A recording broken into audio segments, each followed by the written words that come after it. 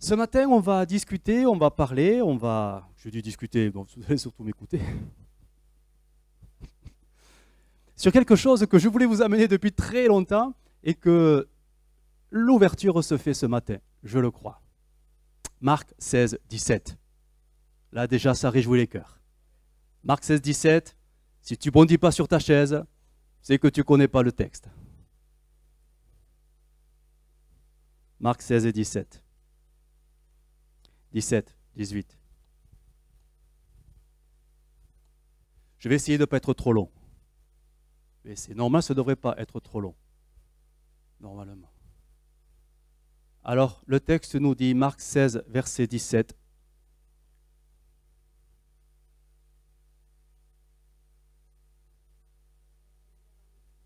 Alors déjà, on a des versions différentes, j'entends. Voici les miracles. Et certainement que si vous avez des versions un peu plus modernes, contemporaines, le mot change et devient signe. Signe miraculeux, au moins, ça fâche personne.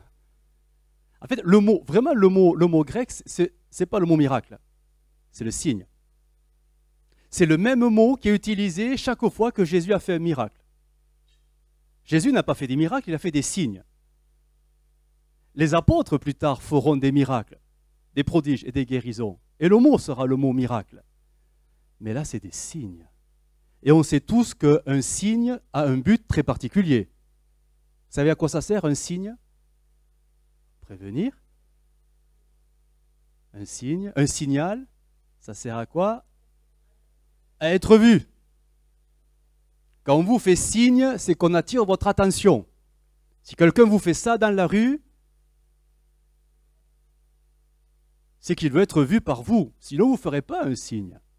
Ok, on garde ce contexte de la définition. Maintenant, on va lire le texte, qui est déjà parti, mais il va revenir. Voici les signes, je garde le mot littéral grec. Voici les signes qui accompagneront ceux qui auront...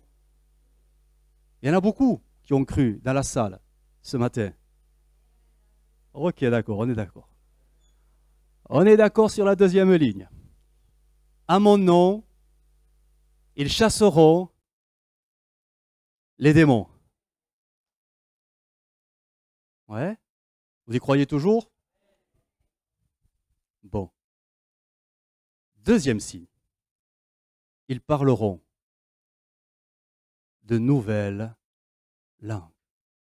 Je ne vais pas à la suite parce que, bon, après, s'ils boivent des breuvages mortels, voilà, s'ils imposeront les mains aux malades, bon, ce n'est pas anecdotique tout ça, c'est important, c'est miraculeux, mais ce n'est pas ça qui m'intéresse, c'est le deuxième signe. Toi qui crois, et tu crois, donc tu dois parler des langues nouvelles. Sinon, tu me barres ce texte parce qu'il ne te plaît pas. Tu crois, tu dois parler des langues nouvelles. Parce que tu es un signe, à toi tout seul. On ne réalise pas la portée de ce texte. Ta vie est un signe. C'est un signe qui est vu de tout là-haut et en bas sur terre. Parce que tu n'es pas tout seul sur terre. Tu dois être vu. Un chrétien qui croit ne peut pas se cacher, c'est pas possible. Il ne peut pas cacher sa foi. Et la foi, ce n'est pas simplement de croire, mais c'est de vivre la puissance de celui qui est en toi. On parle du Saint-Esprit. Tous ceux qui croient sont forcément nés de nouveau. Forcément. Et pour naître de nouveau, c'est forcément une action du Saint-Esprit. Comme ça a été dit, il faut naître d'eau et d'esprit. Sinon, tu ne peux pas rentrer dans le royaume de Dieu. Donc sur la terre, tu es un personnage assez particulier. Physiquement, on va dire, bon, ça ne paye pas de mine, hein. On est ce qu'on est, hein. Mais dans l'esprit, quand nous commençons, attention, quand nous commençons à libérer la puissance du Saint-Esprit qui est en nous, le signe se met vraiment à clignoter. Et quand ça clignote, ça se voit de partout. Le ciel, le diable. On fait un descendant, hein. Le ciel, le diable, et ceux qui sont à côté de toi. Parce qu'à un moment donné, il y a quelque chose qui va sortir de toi, c'est des langues nouvelles. Et quand tu parles en langue, ben forcément, ça s'entend un peu. Je ne dis pas quand tu murmures en langue. Je ne dis pas quand tu penses en langue. Non, non, non, je parle quand tu parles en langue. Quand tu parles en langue. Alors ce matin, on va tout simplement parler du alors je vais l'appeler le PEL. Non, ce n'est pas un plan d'épargne, logement, ça n'a rien à voir et tout ça. Parler en langue. Le PEL. On va l'appeler comme ça, on va gagner du temps. Je voudrais vous montrer avec la Bible 5, j'en ai trouvé 7, il y en a plus, 5 bonnes raisons pourquoi tu dois parler en langue. 5 bonnes raisons. Si ça ne te convainc pas, ben c'est que, écoute, je ne sais pas, je ne sais plus. 5 bonnes raisons. Pourquoi il faut parler en langue. Ce qui fait la force de l'Église, c'est parce qu'elle parle en langue.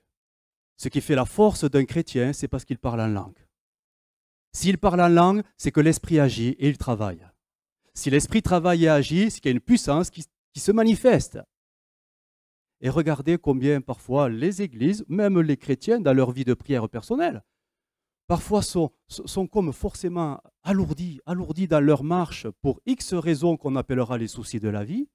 Mais si vous creusez, vous leur demandez, vous leur posez la question, alors tu pries, ils vont te dire, oui, priez pour moi même. Tu creuses un peu plus, tu parles en langue. Ah oui, autrefois,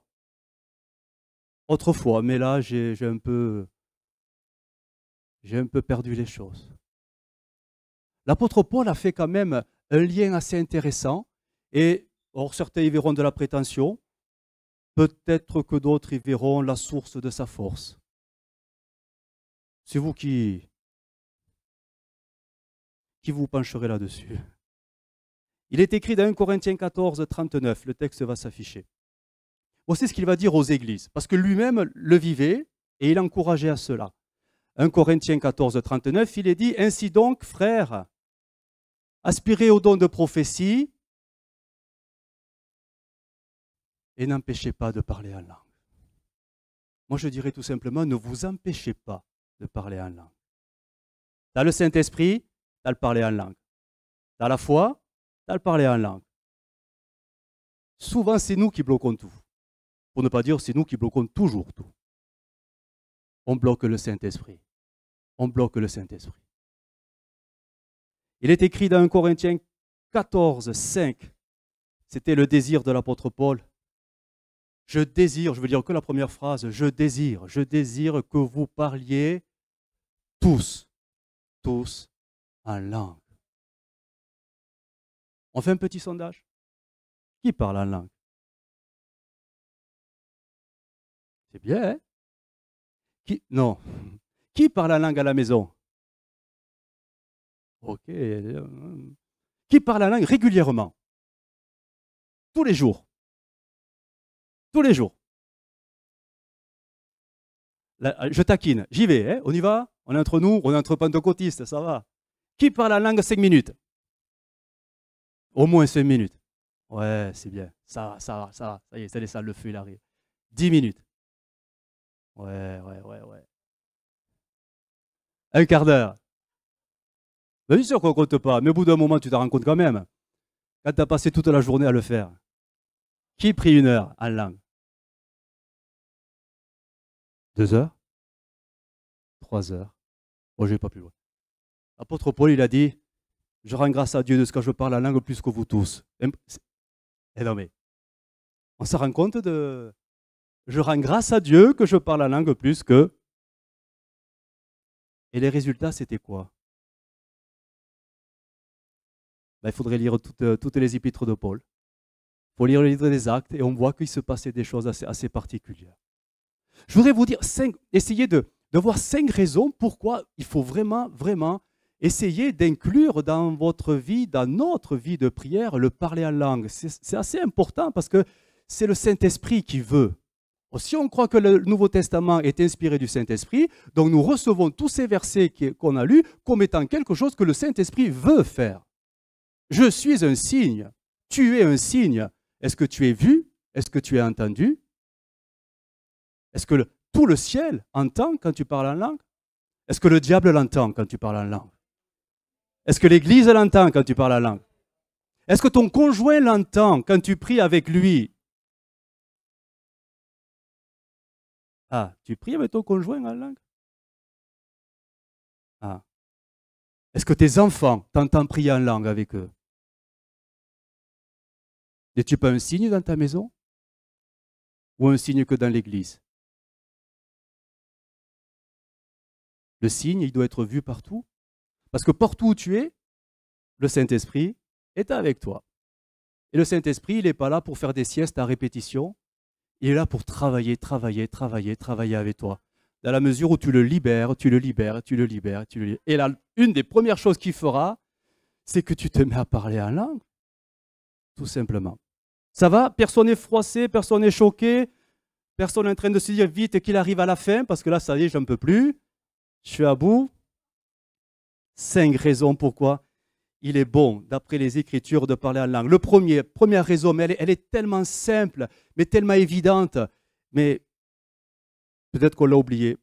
Le parler en langue, en fait, finalement, c'est tout simplement une prière selon, mais justement, non, pas le cœur, l'esprit. Ah, alors il faut bien différencier les choses. L'apôtre Paul a dit par exemple, 1 Thessaloniciens 5, je crois, 23, que le corps, l'âme et l'esprit soient gardés irréprochables jusqu'au jour du Seigneur, etc. Nous sommes composés de 3 parties. Le corps, et on en prend tellement soin que peut-être il faudra arrêter d'en faire autant avec. Parce que le corps, excusez-moi, c'est que de la poussière. C'est que de la poussière. 2, l'âme. Ah, l'âme. Vous savez ce que c'est l'âme? C'est le siège des émotions. Toutes tes émotions, oh les bonnes, mais aussi les autres, qui te remplissent peut-être plus souvent que les bonnes. Contrariété, déception, jalousie. Non, pas ici. Mais vous savez, toutes ces choses qui vous gâchent la journée et qui remplissent votre âme, ton intellect, ta pensée, ta volonté, ton libre arbitre, tout ça, c'est l'âme, ce que Jésus est venu sauver. Parce qu'il t'aime. L'âme, c'est le caractère. Je ne vais pas plus loin sur le mot caractère parce que ça fait rire pas que l'Église, parfois le ciel quand il nous regarde. Et c'est pour ça que le Seigneur veut le changer aussi. Mais la première des parties, qui est la plus importante pour le Saint-Esprit, alors c'est là qu'il peut y avoir la confusion, c'est notre esprit, pas l'esprit de Dieu. L'esprit humain, il te faut naître d'eau et d'esprit. C'est-à-dire qu'à un moment donné, il faut qu'en toi, ce qui n'existe pas soit créé.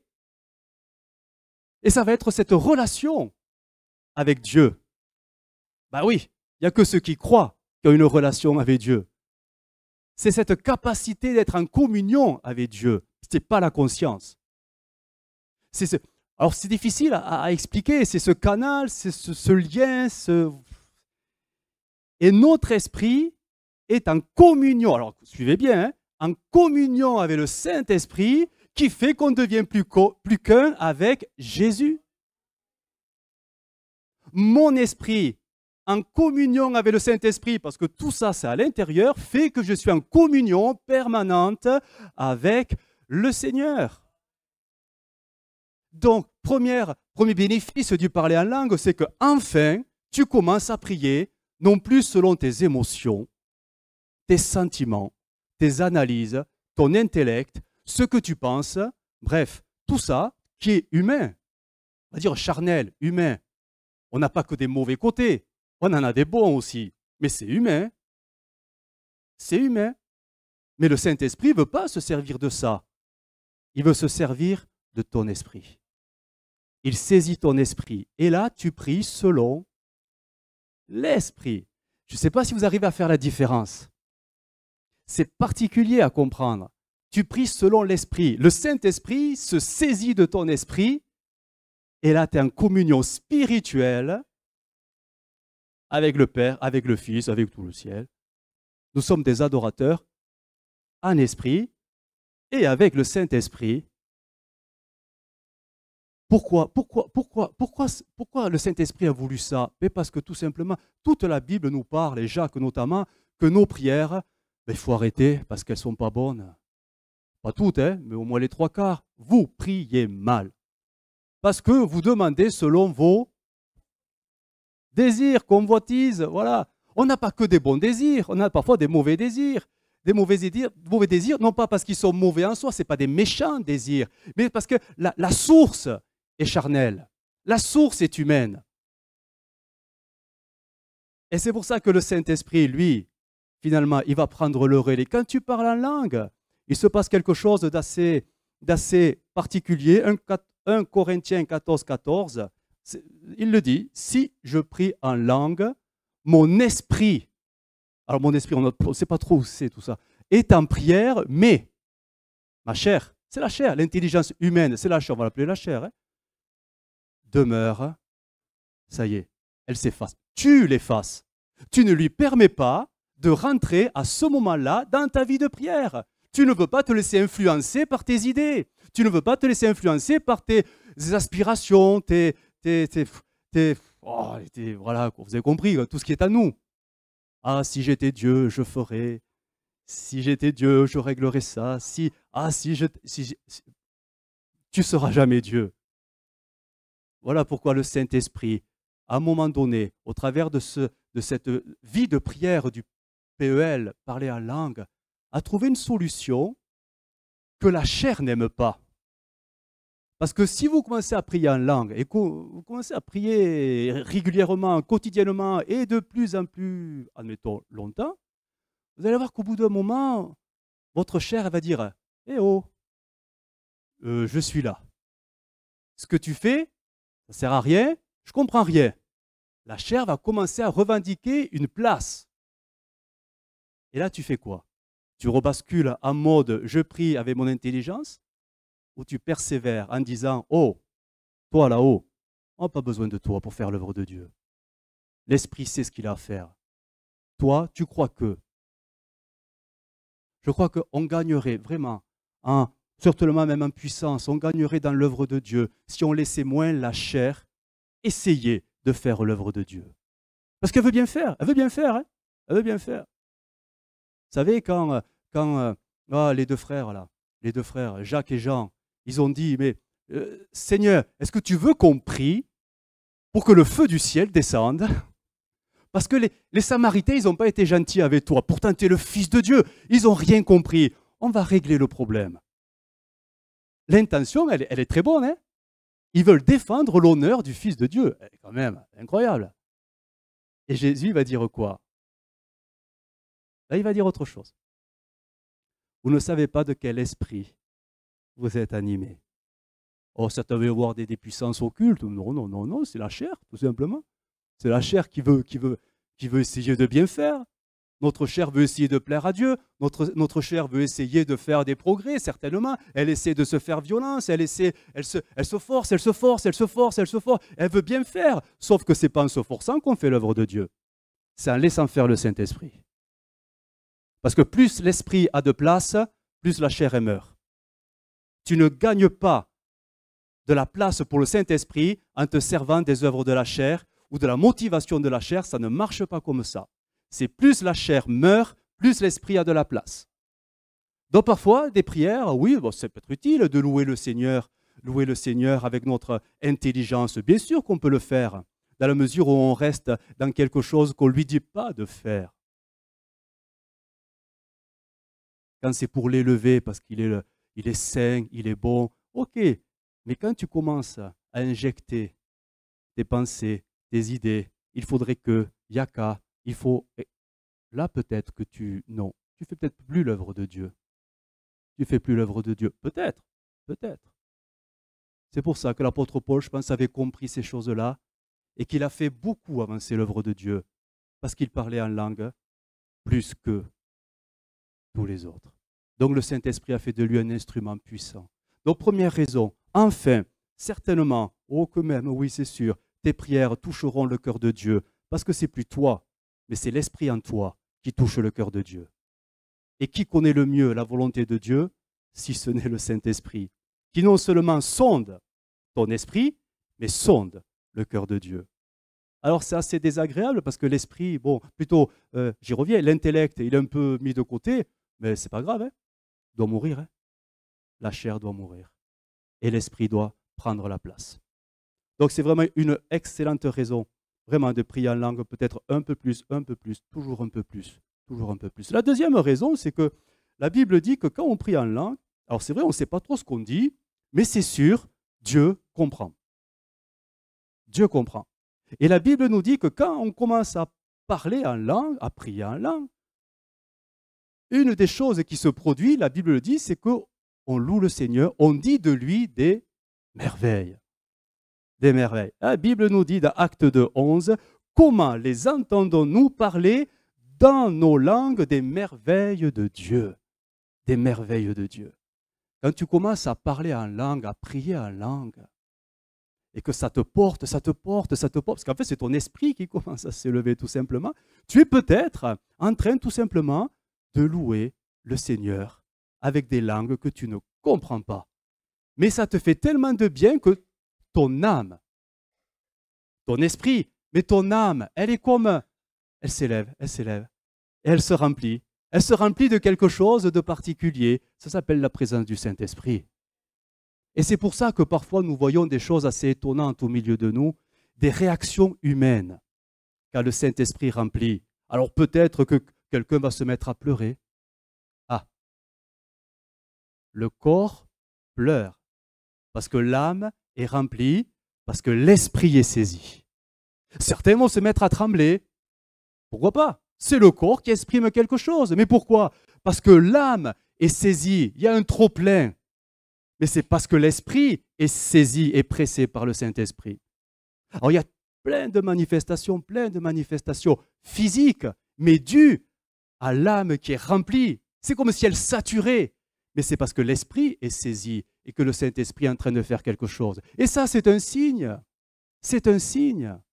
Un signe qu'il se passe quelque chose là maintenant dans ta vie. Parce que la Bible dit que ton corps, notez, ton corps, on n'est plus dans l'esprit, on n'est plus dans l'âme, on prend l'enveloppe extérieure et le temple du Saint-Esprit.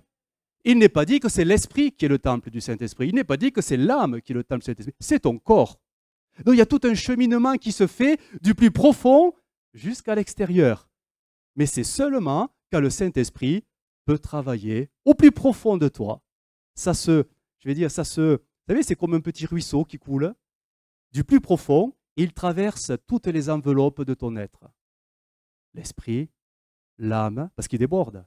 C'est les verres communicants, vous savez, vous remplissez un, tac, tac, tac, ils se remplissent tous. L'âme, plutôt l'esprit est rempli, l'âme se remplit, ouf, ça déborde, et le corps commence à manifester quelque chose, selon l'esprit, Acte 2, ils sont tous remplis, notez, remplis du Saint-Esprit, et ils se mirent à parler en langue. Il a fallu que la plénitude intérieure soit là pour que le corps manifeste quelque chose de particulier. On y reviendra certainement plus tard, mais à ce moment-là, ce n'est pas forcément parler en langue, c'est le don des langues, c'est un don spirituel. On y reviendra plus tard dans d'autres messages. Je ne veux pas aller trop loin et vous embrouiller.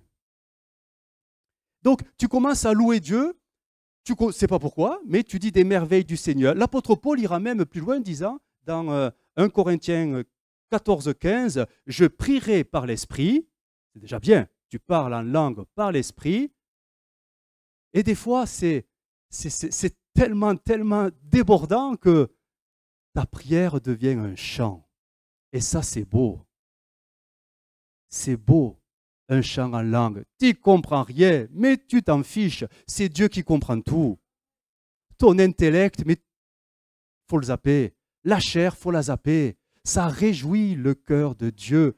Parce que quand Dieu regarde les signaux que tu envoies, parce que c'est ça, c'est un signe. C'est comme si l'Esprit, au plus profond de toi, avec ses deux mains, il regarde le Père, il dit « Eh oh, vous me voyez ?» Et tout le ciel t'entend. Et la connexion, elle se fait. Connexion spirituelle. Ah, je sais que beaucoup ont des peurs, ont des blocages, tous, ne serait-ce que pour parler en langue. Il y a beaucoup de peurs, il y a beaucoup de blocages. C'est la chair, hein? Il y a des peurs, des blocages. Pourquoi il y a si peu de chants en langue? Est-ce que tu chantes en langue chez toi déjà? Lâchez-le. On l'a tous. Vous savez pourquoi on l'a tous? Parce qu'on a tous le même Saint-Esprit. On a tous le Saint-Esprit et il veut produire pour tous la même chose. Il veut faire de toi un adorateur immanquablement. Si l'Esprit te remplit immanquablement, mais tu finis en chant. Mais parce que c'est le même esprit. C'est le même esprit. Il veut faire de tous des adorateurs en esprit et en vérité. Ce n'est pas une particularité que certains ont reçue. Oh oui, lui, il peut chanter en langue. Il a reçu un don particulier. Non, mais non.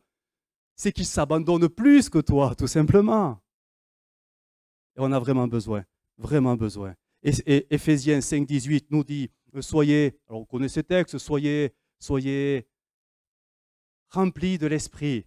Soyez remplis de l'esprit. Et le verset 19 nous dit, entretenez-vous par des psaumes et par des hymnes et par des cantiques spirituels, chantant et célébrant et de tout votre cœur les louanges du Seigneur. Donc ça, c'est quelque chose, et ce n'est pas des options, ça. C'est ce qui va vous rendre fort jour après jour. Parce que le but, c'est d'être tous les jours rempli du Saint-Esprit. Rempli du Saint-Esprit. La Bible dit même dans 1 Corinthiens 14, 16, on ne sait pas, on ne se rend pas compte parce qu'on ne sait pas ce qu'on dit, tu peux rendre grâce à Dieu quand tu parles en langue. Le louer, l'adorer, chanter, l'exalter, dire des merveilles de son nom, mais aussi lui rendre grâce. 1 Corinthiens 14, 16, si tu rends grâce par l'Esprit, comment celui qui est dans les règles, etc., etc. Tu ne le sais pas que tu es en train de faire ça. Mais le ciel le comprend. Le ciel le comprend. Vraiment, vous attirez votre attention. Beaucoup ne louent pas le Seigneur, même ici, dans ce lieu. Pourquoi? Et à juste raison. Parce que, oh non, je ne sais pas si la raison est juste, mais on comprend plutôt la raison. C'est parce qu'ils sont pas bien, la semaine a été dure, et ils ont appris des mauvaises nouvelles. Bref, le cœur n'est pas disposé. Notez ce que j'ai dit. Le cœur n'est pas disposé. Les sentiments ne sont pas là, les émotions ne sont pas là. C'est peut-être la tristesse, l'incompréhension, peut-être la douleur du corps qui fait que l'âme, elle est comme écrasée dans l'incompréhension. Il y a tellement de choses qui font que le cœur n'est pas disposé à louer Dieu. Mais elle dit quoi, la Bible? Laisse l'Esprit faire. Et tu verras qu'il fera ce que ton âme n'est pas capable de faire, parce qu'elle est peut-être trop chargée. Mais laisse l'Esprit être en communion avec ton esprit. Et tu vas voir que malgré toutes les souffrances que tu peux vivre, tu es quand même en train d'adorer Dieu, et même de lui rendre grâce, et même de le louer et de l'adorer. Sauf que tu ne t'appuies plus sur tes sentiments, tes émotions, tes ressentis, tu t'appuies sur l'Esprit seul. C'est pour ça que je vous encourage, même quand vous n'allez pas bien, et je sais que certains ne vont pas bien, eh bien, priez en langue. Priez en langue. Que ce soit à la maison, priez en langue. Que ce soit à l'église, priez en langue. Des fois, c'est normal de ne pas être disposé, parce qu'on n'est pas toujours joyeux dans le cœur. Mais ta relation, elle n'est pas émotionnelle avec Dieu, elle est spirituelle. Alors laisse pas tes émotions conditionner ta vie de prière. Mais laisse le Saint-Esprit. Libère le Saint-Esprit et tu vas voir que ta communion spirituelle va prendre de l'ampleur. Et tu vas voir que le Saint-Esprit va changer ton âme, va la remplir, va la consoler, va peut-être la guérir, va mettre la paix, la joie. Mais au début, c'est parce que c'est ton esprit. Ce n'est pas l'âme, c'est l'esprit. Quand on comprend ça, la vie de prière change, vraiment. Trop de chrétiens ne prient pas parce que dans leur vie, ça ne va pas. Ce n'est pas sur cette base-là que nous sommes des adorateurs. C'est parce que le Saint-Esprit est en communion avec notre esprit. N'est-ce pas le Saint-Esprit qui témoigne à notre esprit, tu es enfant de Dieu? Et c'est pour ça que tu cries. Tu cries quoi? Aïe, j'ai mal? C'est parce que le Saint-Esprit témoigne à ton esprit que tu es enfant de Dieu, que ton corps crie Abba Père. D'accord? Allez, je vais plus loin. Hein? Ah, je vous sens prêt là, ça y est. Je peux commencer. Jean 7, 38, parole vivante. Il est écrit, alors je vais simplement à l'essentiel. C'est Jésus qui parle, celui qui a soif, qui vienne à moi. Et Paul Luvente traduit des fleuves. Voilà, regardez, regardez, regardez. Regardez le point de départ. Des fleuves d'eau vive jailliront. Ah. C'est qui, lui, cet être intérieur? Qui c'est ce bonhomme? C'est pas l'âme. C'est l'esprit. L'homme intérieur. Paul dira l'homme intérieur qui se renouvelle sans cesse, sans cesse, sans cesse, sans cesse, sans cesse. Parce qu'il se fortifie, se fortifie, se fortifie. Mais comment il fait pour se fortifier, le bonhomme? C'est parce que l'esprit coule de lui. Il est une source qui jaillit, qui coule, une rivière, une rivière. Il y a un chant que j'aime beaucoup, on ne l'a pas encore appris parce qu'il est un peu compliqué, mais ce chant nous dit dans les paroles, il dit je plonge dans ta rivière qui est aussi profonde que la mer. Réfléchissez un peu. Une rivière aussi profonde que la mer. Peut-être que le flux, là, dans ton être intérieur, il n'est pas jaillissant, mais plus tu t'y abandonnes, plus la profondeur t'engloutit. Ça s'appelle une immersion. L'esprit te submerge. Et là, quand tu en es là, l'âme est remplie. Elle remplit, elle se remplit, elle se remplit, elle se remplit. Elle débordera, c'est sûr. Le corps se remplit, le corps se remplit. Avec ce qui pourrait se passer, peu importe. Mais il se passe quelque chose. Ton être tout entier devient un signal vivant. Un signal vivant de vie, de l'esprit. Des fleuves d'eau vive jailliront de son être intérieur, de celui qui place sa confiance, de celui qui croira en lui. Et là, on retrouve ce que Jésus a dit. Celui qui croira en moi, il parlera de nouvelles langues. Et si on continuait la lecture, alors il dit tout simplement, c'est Jésus qui explique, donc on comprend qu'il ne se trompera pas. En disant cela, il fait allusion, oui, allusion à l'esprit que devaient recevoir plus tard ceux. Si tu y crois, tu dois le vivre. Si tu ne le vis pas, alors je ne veux pas t'accabler ce matin, mais c'est parce que tu es un blocage. Ce n'est pas les situations, ce n'est pas les circonstances, ce n'est pas le diable. La source, elle est en toi. La nouvelle naissance a ouvert cette source.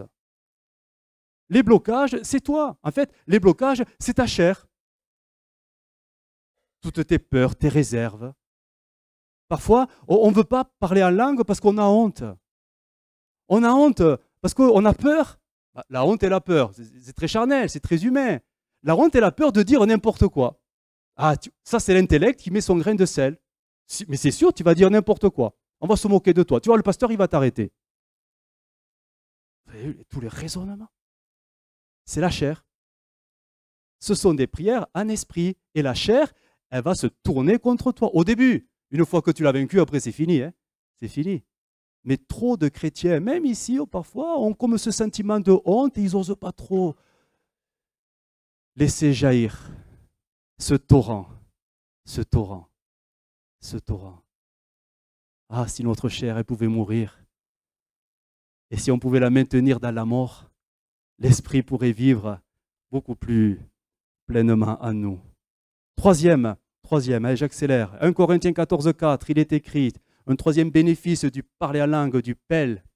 Quand tu parles en langue, Paul il a dit, quand celui qui parle en langue s'édifie lui-même. Ah, littéralement, c'est se construit. Se construit. Qui construit notre vie chrétienne? Non, ce n'est pas nous. Et il faut arrêter de laisser penser que c'est la chair qui fait par ses efforts. Non, c'est le Saint-Esprit. C'est le Saint-Esprit qui t'édifie, qui te construit, qui te rend de plus en plus fort spirituellement. Spirituellement. C'est le Saint-Esprit qui te transforme de l'intérieur. Quand tu commences à prier en langue, quand tu commences à vivre ce flux, cette rivière, que tu te laisses porter, il se passe quelque chose d'étonnant. C'est que le Saint-Esprit qui te connaît tellement mieux que toi est en train de prier pour toi en demandant au ciel, voilà, allez, on commence le chantier. Il a besoin de ceci, il a besoin de cela. Toi, tu ne sais pas. Tu es en train de prier, tu ne sais pas ce que tu dis. mais tout le ciel est en intercession pour te transformer de l'intérieur. Toi, tu es peut-être en train de lutter contre quelques traits de ton caractère parce que voilà, tu es toujours contrarié, susceptible, ou jaloux, ou colérique, ou mauvaise humeur. Bref, tu essaies de lutter. Tu fais tes efforts, ça marche un temps et après, tu as un retour de manivelle. Tu es catastrophé, tu te crois que tu es le pire des chrétiens. Mais ça, c'est la chair. Prie en langue. Prie en langue. Tu ne sais pas quand ça va se faire, mais je te garantis que ça se fera. Parce que le Saint-Esprit veut le faire plus que toi. Le but, c'est que tu deviennes comme Jésus. Et c'est le Saint-Esprit qui te transforme parce qu'il va intercéder selon le dessein de Dieu, selon le modèle de Jésus. Tu ne t'en rendras même pas compte. Et au fil du temps, tu verras que même les gens ils vont venir te voir. Hé, toc, toc, toc, c'est étonnant. C'est bizarre. Quoi? C'est quoi qui est bizarre? Eh bien, t'as un peu... Ah bon? Je ne savais pas. Je ne t'ai pas rendu compte. La seule chose que tu sais, c'est que tu pries un peu plus longtemps tous les jours. Et là, tu vois la cause à effet. Plus tu pries, plus tu es changé. Plus tu pries, plus le Saint-Esprit te travaille. Plus tu pries, plus tu es affiné, purifié, émondé. Plus le Saint-Esprit enlève tous ces scories là, toutes ces choses charnelles qui sont en nous. On en a tous des wagons entiers. Mais le Saint-Esprit, il les élimine. Mais plus tu pries, plus tu lui donnes du temps. C'est une œuvre spirituelle. Plus tu lui donnes du temps, plus il prend ce temps pour te transformer. Une prière qui ne nous transforme pas, elle sert à quoi? Nous avons utilisé la prière trop souvent pour commander à Dieu de faire les choses. La prière nous a été donnée pour que Dieu puisse travailler à nous, afin que quand nous devenons,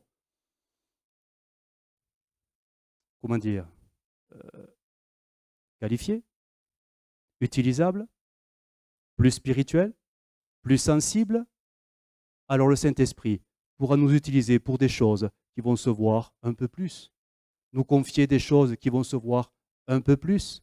Mais tout commence à l'intérieur.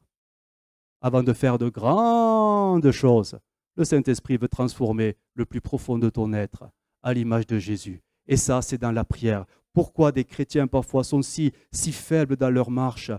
Bref, je ne dis pas ça pour encore accabler, mais c'est parce que bien souvent, parce que ça manque de prière derrière. Regardez ce que l'apôtre Paul a dit, Éphésiens 6, 10. Regardez, comment vivre ce verset? Comment le vivre finalement? Ce n'est pas évident. Hein? Fortifiez-vous, mais comment je fais pour me fortifier tout seul? Moi, j'ai besoin du pasteur, il faut qu'il prie pour moi.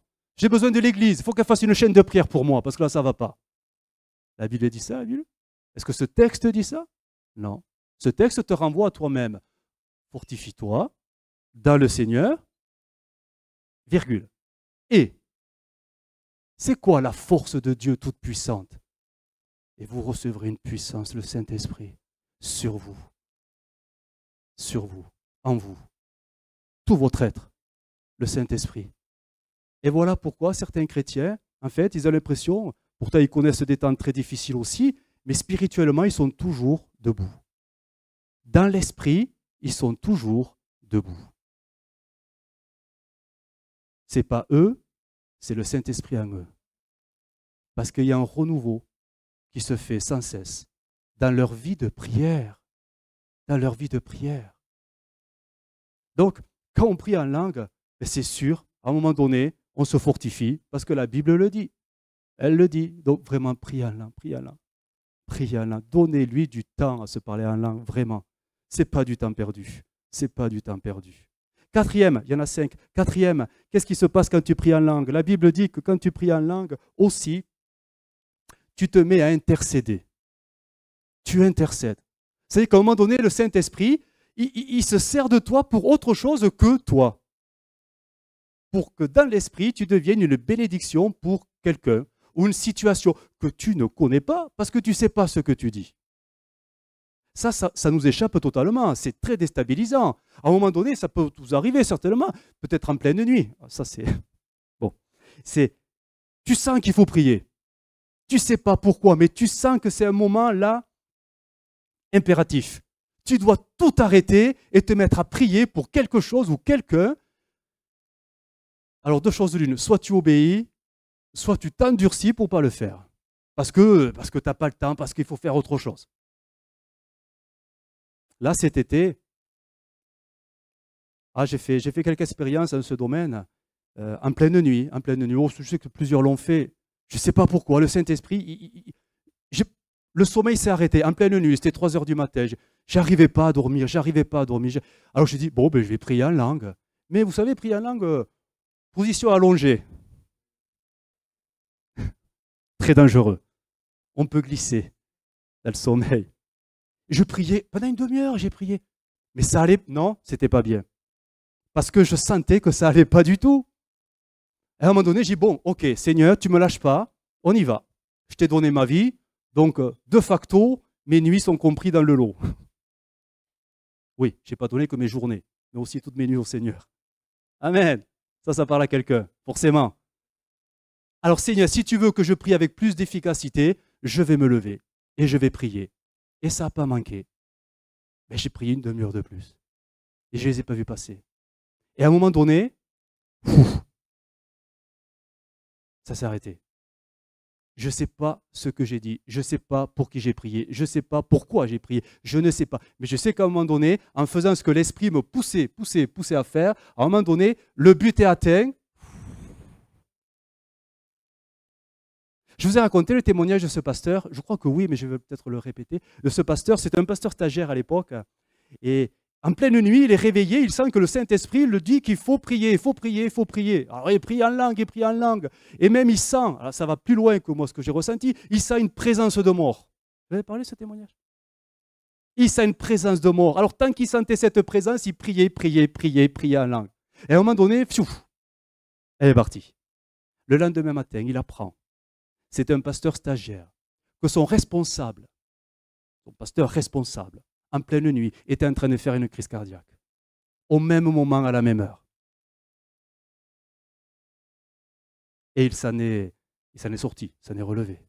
Au même moment, tout. Le timing était parfait. Sauf que le jeune pasteur, lui, ne savait pas. Mais il a prié, parce qu'il sentait qu'il fallait prier, il sentait l'urgence, en plus avec cette présence de mort. C'est plus tard qu'il a compris. Donc si pendant la nuit, vous vous réveillez, mais je parle vraiment de ce réveil comme si vous avez vraiment l'impression que la nuit est finie, alors que c'est peut-être 2 heures, 3 heures du matin. Laissez pas votre intellect parasiter ce que l'Esprit est en train de te dire tout simplement. Obéis, lève-toi, va prier. Marche. Au moins tu ne t'endormiras pas. S'il fait beau, va dehors. Au moins tu ne t'endormiras pas. Mais coopère avec le Saint-Esprit. Parfois, le Saint-Esprit peut vous montrer, et ça aussi j'en ai fait l'expérience cet été, un visage, pouf. Mais vraiment, tu as l'impression que tu as le poster dans mon bureau de la personne. Et alors, Seigneur, j'ai prié pour quelques-uns cet été. Je vous avais un poster dans mon bureau. Et même j'ai interrogé certaines personnes, notamment deux personnes. Qui c'est? Non, tu ne sauras pas. Voilà, je ne sais même pas pourquoi j'ai prié pour vous. L'Esprit le sait. Et peut-être que ça va vous arriver, le Saint-Esprit va vous montrer. Peut-être il ne montrera rien, peut-être il vous montrera une situation, peut-être un visage, quelque chose. Mais surtout, quand vous voyez ça, arrêtez tout et faites. Obéissez, coopérez, soyez l'associé du Saint-Esprit, soyez le compagnon du Saint-Esprit, parce que là, il est en train de vous demander quelque chose. Et si on n'est pas fidèle dans les petites choses avec le Saint-Esprit, ne croyez pas que vous irez plus loin si déjà vous ne faites pas le minimum avec le Saint-Esprit. Vraiment, c'est ça, grandir dans la vie de l'Esprit. Faites ce qu'il vous dit de faire au moment où vous recevez de le faire. Romains 8, 26, de même aussi, l'Esprit nous aide dans notre faiblesse, car nous ne savons pas ce qu'il convient de demander dans nos prières, mais l'Esprit lui-même intercède par des soupirs inexprimables. Et celui qui sonde les cœurs connaît la pensée de l'Esprit, parce que c'est selon Dieu qu'il intercède en faveur des saints, des chrétiens, du peuple de Dieu. Du peuple de Dieu. Dieu peut mettre des fardeaux sur votre cœur. Je parle des fardeaux de Dieu. Pas ces fardeaux-là qui viennent là et « Ah oui, on m'a dit il faut que je prie pour… » Je ne parle pas de cela. Il faut prier pour ça aussi. Attention, je ne dis pas ça. Hein. Je parle de les fardeaux du Saint-Esprit. Des situations que le Saint-Esprit va tout simplement t'utiliser sans t'expliquer le pourquoi du comment. Mais ce qui est sûr, c'est que quand tu pries en esprit à ce moment-là, alors, on n'y voit rien, on n'y comprend rien, mais dans l'invisible, tu vas toucher un point sensible dans le monde spirituel. Et là, ta prière, enfin, aura une autorité. Enfin, ta prière aura une efficacité. Pas toi, mais l'Esprit en toi. Voilà pourquoi il faut prier en langue. Car le Saint-Esprit vous montre ces choses-là. Et le dernier point, simplement, il est écrit dans 2 Corinthiens 13. Quand tu pries en langue, immanquablement, et tous les témoignages, vous savez, de ces hommes de Dieu, tout ça, ces ministères, ces grands ministères, diront la même chose. Quand tu pries en langue, c'est comme si tu mettais la clé dans une serrure et tu tournes et tu ouvres la porte. Non, à la puissance du Saint-Esprit, au don spirituel. Au don spirituel. Au don spirituel. Regardez ce que dit le texte. Que la grâce du Seigneur Jésus-Christ, l'amour de Dieu et la communion du Saint-Esprit soient avec vous tous. Je relis le mot, c'est le mot communion qui m'intéresse. Il est parlé du Seigneur Jésus, de la grâce, il est parlé de l'amour de Dieu le Père, c'est bien, très bien, on en a besoin.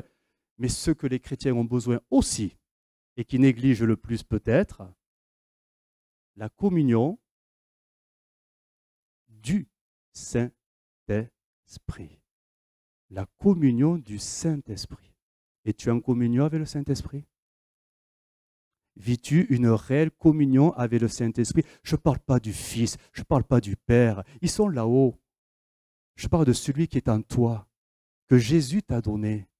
Es-tu en communion avec lui? Un autre texte, et la traduction est beaucoup plus juste, du reste ce sont les versions les plus anciennes, vous savez, un peu Darby, Osterwald, et Crampon, et toutes ces versions un peu rudes, nous traduit, et c'est plus juste, tu nous mets s'il te plaît. Regardez, le mot a changé. Pourtant, le grec est plus juste avec celui-ci. On peut dire les deux, mais c'est plus juste. La grâce du Seigneur Jésus-Christ, la charité de Dieu et la communication du Saint-Esprit. Ça veut dire qu'à un moment donné, le Saint-Esprit veut te parler. Comment vivre une communion sans parler à l'autre? Là, je m'adresse aux couples.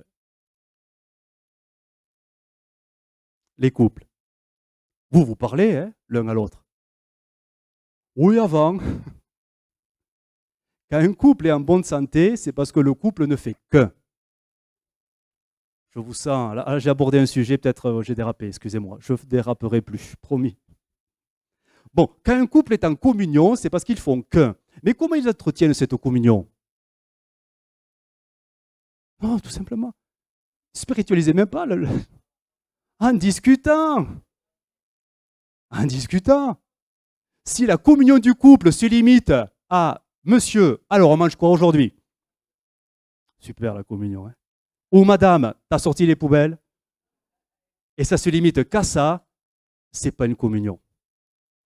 La communion s'entretient tout le long du fil de la journée par des petites attentions, le fait de partager, je te parle, tu me parles, on se parle, communion.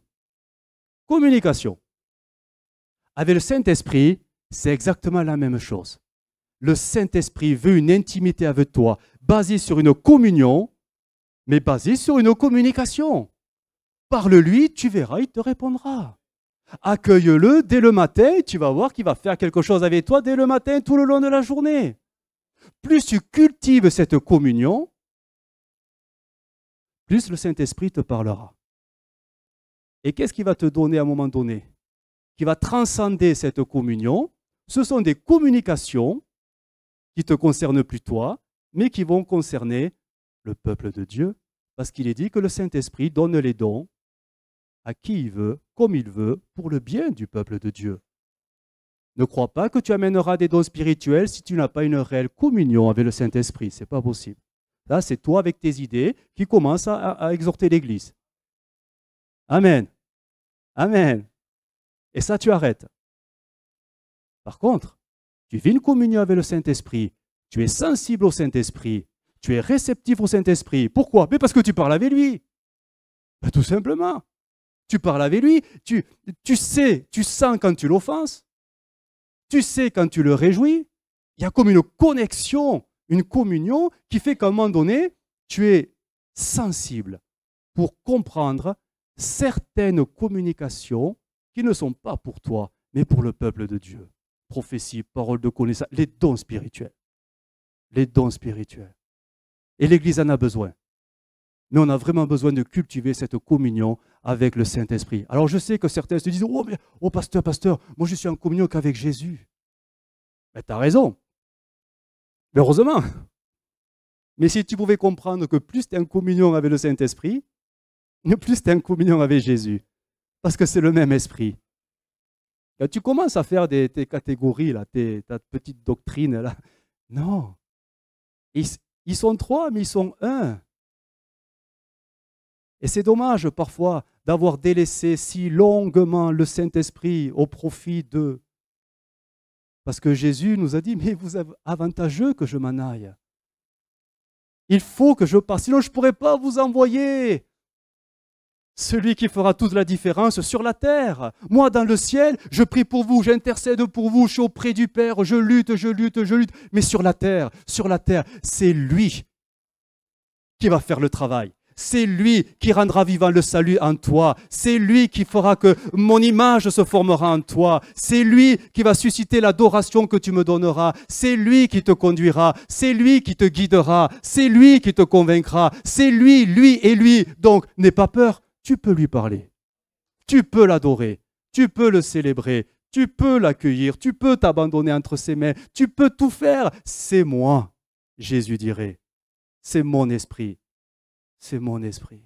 C'est étonnant comme quoi on a peur du Saint-Esprit.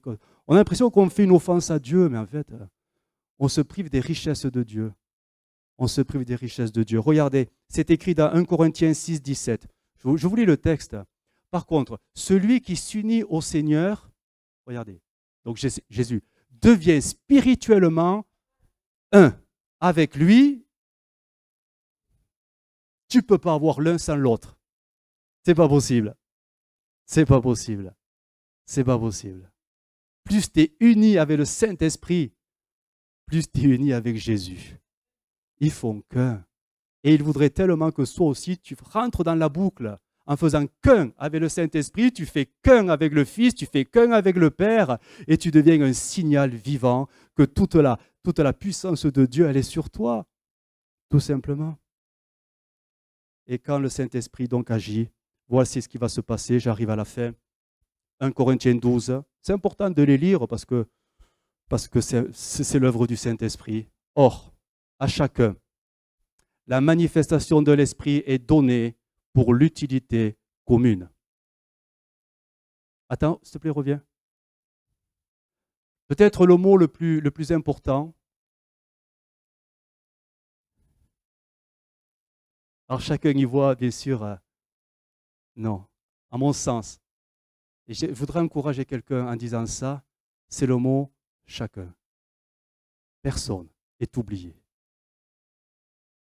Je sais que le regard de l'Église peut focaliser d'une manière un peu trop déséquilibrée sur ceux qui exercent les dons spirituels. Et ce n'est pas une bonne chose. Parce que le Saint-Esprit n'a pas ses préférés. Il vous regarde tous. Et il se dit, pourvu, j'aimerais, si seulement il me laissait faire, si elle me laissait faire, tu pourrais rentrer tout simplement dans ce que le Saint-Esprit voudrait faire dans l'Église en passant par toi. Combien prie pour pouvoir exercer les dons spirituels, honnêtement? Est-ce que c'est un sujet de prière tous les jours? Est-ce que l'apôtre Paul n'a pas dit bouillonnez, bouillonnez, bouillonnez, bouillonnez pour les dons spirituels? Cultive ta communion avec le Saint-Esprit et tu verras que ça va devenir un feu en toi. Ce feu, ce n'est pas toi, c'est l'Esprit de Dieu en toi. Il veut ça de toi. Il veut que nous soyons tous des instruments pour édifier l'Église. L'Église est parfois si fatiguée, si découragée, si épuisée, par la vie. Alors qu'il se passe quoi? Les dons spirituels viennent pour consoler, exhorter, édifier. Mais finalement, ça se passe au travers de la communion qu'on a chacun avec le Saint-Esprit. Plus tu es sensible, plus tu seras utilisable. Et donc chacun doit se sentir concerné par le programme de l'Église. Hein. Donc je continue, à chacun la manifestation de l'Esprit est donnée donc pour les autres. Et là on va détailler un petit peu, vous connaissez les textes par cœur. À l'un est donné par l'Esprit une parole de sagesse. On a vraiment besoin, hein. Parce que franchement la sagesse, à un autre une parole de connaissance. Ah ça, c'est bluffant. Le Saint-Esprit te dit ce que tu as fait alors que tu l'as dit à personne. Là tu te sens un peu la main dans le sac. Hop, hop, hop, hop. Par la foi, non. Selon le même esprit, merci. On y va, on continue. À un autre, la foi. Par le même esprit. À un autre, le don. Et il y en a des malades. Hein? Par le même esprit. On continue. À un autre, le don d'opérer des miracles. À un autre, la prophétie. À un autre, le discernement des esprits. À un autre, la diversité des langues. À un autre, l'interprétation des langues. Et verset 11 nous dit, un seul et même esprit opère toutes ces choses, les distribuant. On revient sur ce mot. Tu te sens concerné? En particulier, comme il veut. Quand tu parles en langue, tu ne t'en rends pas compte, mais c'est comme si tu disais au Saint-Esprit, oh, tu peux te servir de moi. Ce n'est pas de la prétention. Parce que tu ne sais pas ce que tu dis. C'est ton esprit qui est en train de dire, allez Saint-Esprit, ensemble, on peut le faire. On va encourager le peuple de Dieu. Ensemble, on va édifier le peuple de Dieu. Tu ne sais même pas que tu dis ça. C'est ton esprit qui est en train de le dire au Saint-Esprit. Et c'est là que la chose se produira. Je termine en disant que vraiment, le parler en langue, c'est vraiment une bénédiction que le Seigneur a donnée à l'Église. Vraiment. Et cette bénédiction, ça serait bien qu'on arrête de la négliger. Honnêtement. C'est un drame que dans les églises, d'autant plus pentecôtistes, on parle de moins en moins en langue. C'est dommage. Vous avez vu que je vous encourage un peu à prier en langue. Hein? Ça agace. Hein? Si l'intellect, ça agace. Et là, certains disent, ouais, mais si on parle en langue et si on a des inconvertis, ils vont croire qu'on est des fous. T'inquiète pas pour les inconvertis. T'inquiète pas. T'inquiète pas, un défenseur des inconvertis. Sois un adorateur en esprit et en vérité. Laisse faire le Saint-Esprit. Mais au-delà de la vie d'église, priez à la maison en langue, vraiment. Plus vous prierez à la maison, plus dans l'église, vous serez libre de le faire. Et surtout, mais débarrassez-vous de cette honte, mais qui n'a pas lieu d'être. Mais personne ne te jugera si on t'entend parler en langue. Mais personne ne te critiquera si tu parles en langue. Personne. Tu ne parles pas pour plaire aux hommes. Tu parles pour que le ciel t'entende. Pour que le ciel t'entende. Et là, l'ennemi, il est déconcerté, l'ennemi. Parce qu'il ne comprend pas. Il ne comprend pas. Il ne comprend pas. Tu arrives à faire l'œuvre de Dieu, mais regardez le miracle quand même, en court-circuitant tes pires ennemis, toi-même et le diable.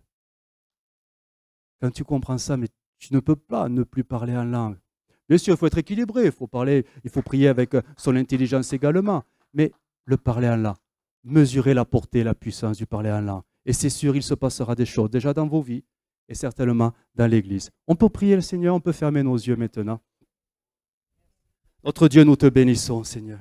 Et nous sommes là devant toi. Parce que ta parole nous éclaire, et elle nous instruit, elle nous enseigne. Elle nous montre ce que tu attends de chacun de nous.